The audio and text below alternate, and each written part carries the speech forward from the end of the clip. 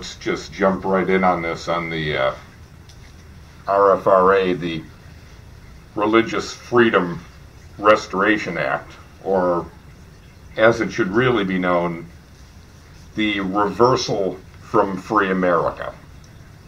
Free America, the foundation of our country, the United States of America, was due to the fact that the church in England was forcing religion onto people by way of their laws.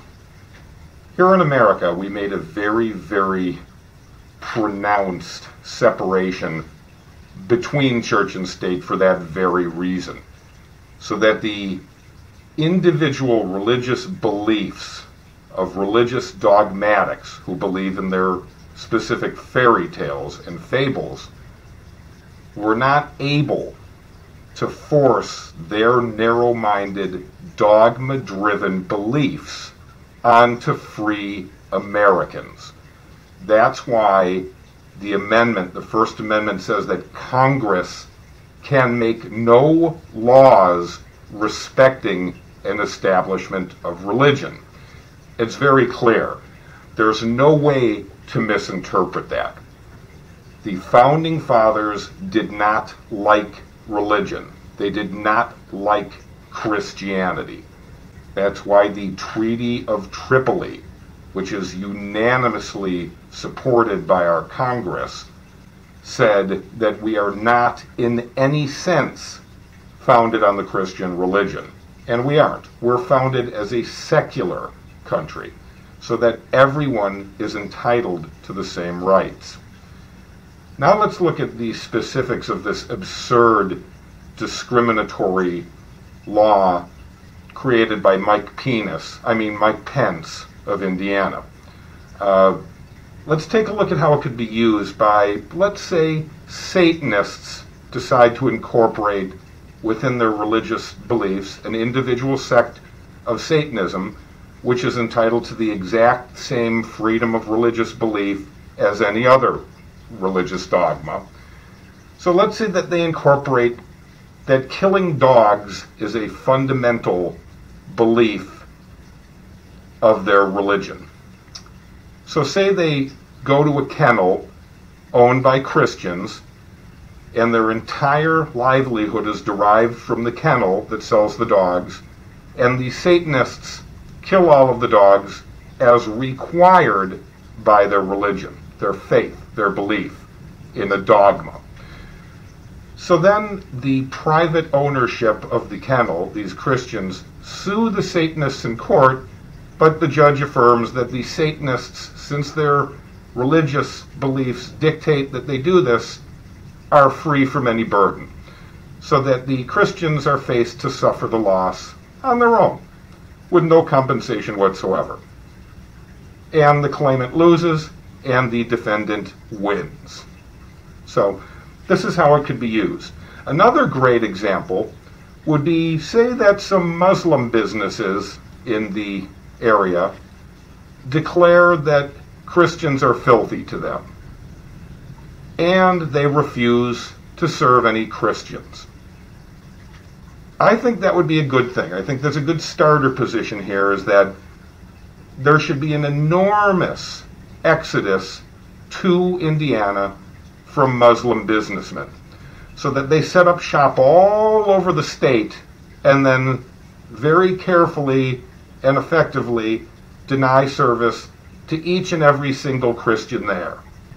We also feel that the gay community should start their own religion.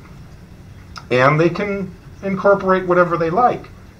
They can incorporate, once again, that to them, Christians are not respectable, that they're filthy, that they're infidels, that they serve no purpose, and they're to be looked down on. So, as a result, the gay businesses and the gay community would be religiously protected in denying service to any and all Christians, based on their religious beliefs.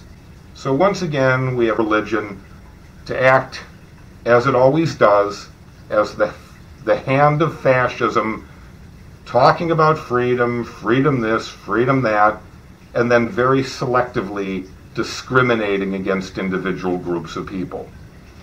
It's really, really offensive, and one of the main reasons why religions are all so despicable and so sickening, and why our founding fathers despised them and loathed them so much.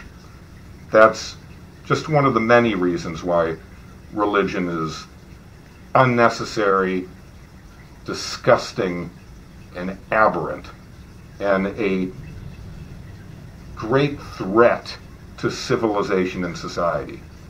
Religion is the single greatest threat to humanity, earth, and society. And we can see it here. Now, these are the Christians doing this, the all-loving Christians, or at least this is what they say. This is their argument. They follow Jesus Christ, who was actually the first hippie liberal, and fed all the masses, treated everyone free of charge. These were the constructs of Christ, were to heal the lepers, feed and dine with prostitutes and criminals. That's what he represented. So these all-loving Christians, what they want in Indiana is to deny other people something. That sounds very all-loving to us. That's not the height of hypocrisy. That's genuine love and tolerance from the all-loving Christians, isn't it? I mean, they want to do one thing and say another. This is basically what religion is. That's all it is. That's all it's ever been, is a set of instructions that religious people who claim to be religious don't follow anyway. They cherry pick all the rules, because if they had to actually live by the rules, they wouldn't. They'd crumble in a matter of hours at most, maybe seconds or minutes, once they started to actually read the content of what they're claiming is their belief.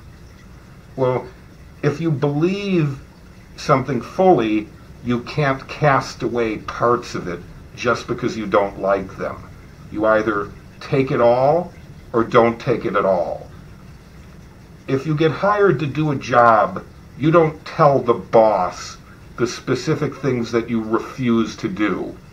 You're not a candidate for the job then. So you're not a candidate for Christianity if you wish to exclude others or deny them your services. So in response to Mike Pence's disgusting act of discrimination against free Americans, we've now designed our own religion, and we're calling it shit haters. So we reserve the right to hate anything that's shit. It's religious. It's God's word that we not respect Christians at all, and we're not allowed to. It's part of our belief system that they can't be respected. So if they come to our practice, they will be denied service. If they come to our channels, they will be blocked. That would be reciprocation. Obviously, we're not going to do that. That would be stupid. That would be religion, and religion is stupid. But that would be the concept. So Pence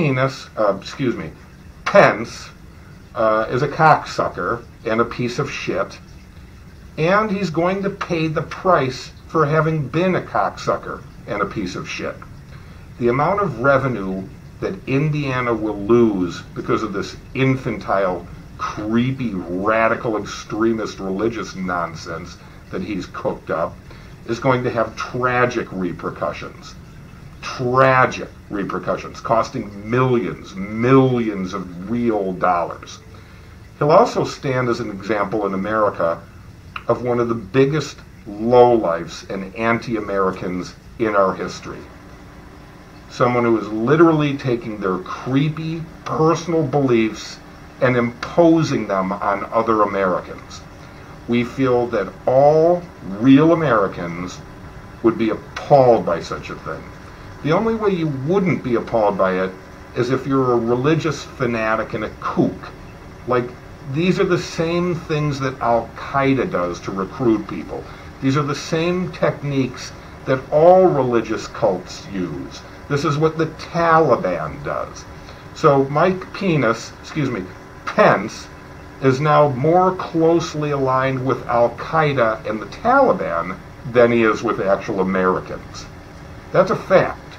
You can pretend, you can be delusional, you can distort it all you want. The fact remains, if you're denying other Americans the right to a service or a product, you are anti-American. And you are anti-Christ-like. So take it for what it is. You can pretend, twist it, play your infantile, puerile baby games all you want, trying to justify your creepy, disgusting intolerance and self-righteousness based on a set of beliefs over some fiction that has no evidential basis whatsoever. Regardless of how delusional you are still living by an evidence-free dogma if you believe in any religion, period. There are no exceptions. You've never met God. No one has. There is likely no God at all. And take with you one last reminder of how stupid you are for following your disgusting and creepy anti-American religious dogma. If gods could manufacture themselves from nothing just to go on and make more things from nothing, then our universe could have done likewise. And it would have saved the extraneous, unnecessary step of creating a creator first to create something. There's no need. So if gods could create themselves from absolutely nothing, so could our universe without gods. Gods are just a wasteful, fanciful step invented by man, primitive man, monkey-like man, to explain things that they couldn't explain because they were so witless, so ignorant. That's right, ignorant. They didn't know about things. And that's why they created it. And then it was further used to manipulate the poor and stupid, and now that's what we have. So Mike Pence is now the height of idiocy and the perfect example of what religion does, how it's used, how it discriminates, and how despicable and grotesque and repulsive it and its adherents are. There's no escape from reality. Reality doesn't care if you're a Christian or a Muslim. You're wrong in both instances.